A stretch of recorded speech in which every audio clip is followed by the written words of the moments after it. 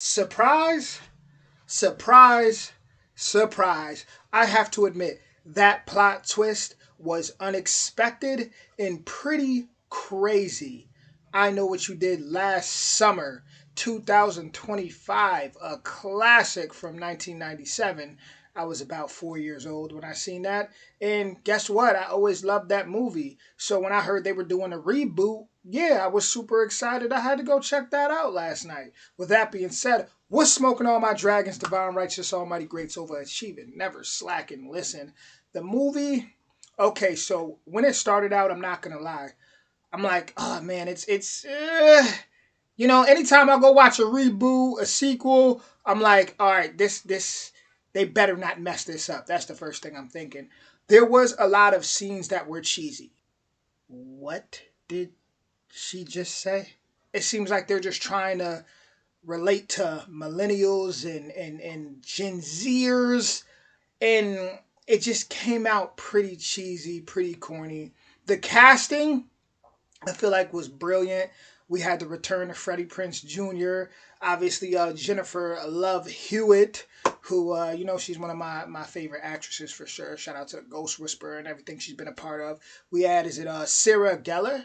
Like, to see these faces again was awesome. I'm glad that they at least was able to incorporate these characters somehow back into the reboot, right? The people who actually made it great, who made it a classic. Now, as far as the new casting, that was pretty good too. When it comes to appearance, there was a lot of appearance where I'm like, okay, it's reminiscent of the first cast from 1997, the original cast. So they did pretty good with that. The scenes, there were certain scenes I felt like weren't needed. We're kind of like, what's the point of this? It's like, just kind of, when people kind of do some extra, a little extra. I feel like there was a couple things in there that was like extra, where it's like, I just didn't see a need for it in the film.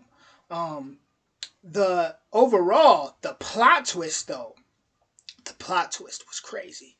I'm not gonna give no spoiler alert on the plot twist, but I can genuinely sit here and say I did not expect it to end how I thought it was going to end. And I will say this: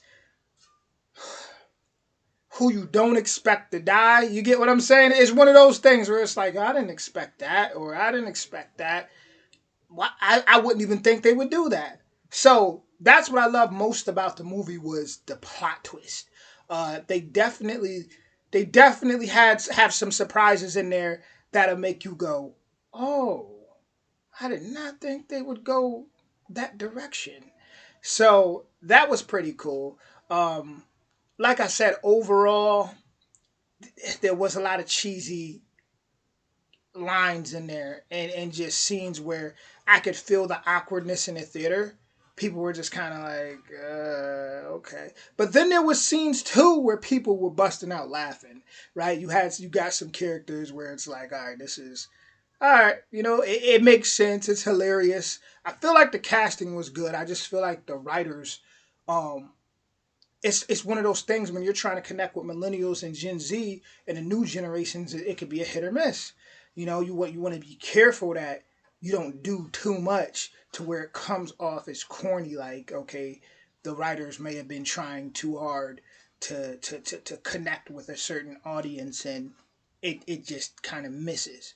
So then there's kind of like that awkwardness of, whoa, that was kind of corny, but like I said, the plot twists were amazing. The murder scenes, yeah, wow, you definitely had some surprises in there where you might jump out of your chair. It was a little, whoa, like, oh, okay. But yeah, overall, if I had to rate it out of a 10, I would probably give it a 7 out of a 10. Probably a 7 out of a 10. But with that being said, I'll be back with more. See you soon. Much love, y'all.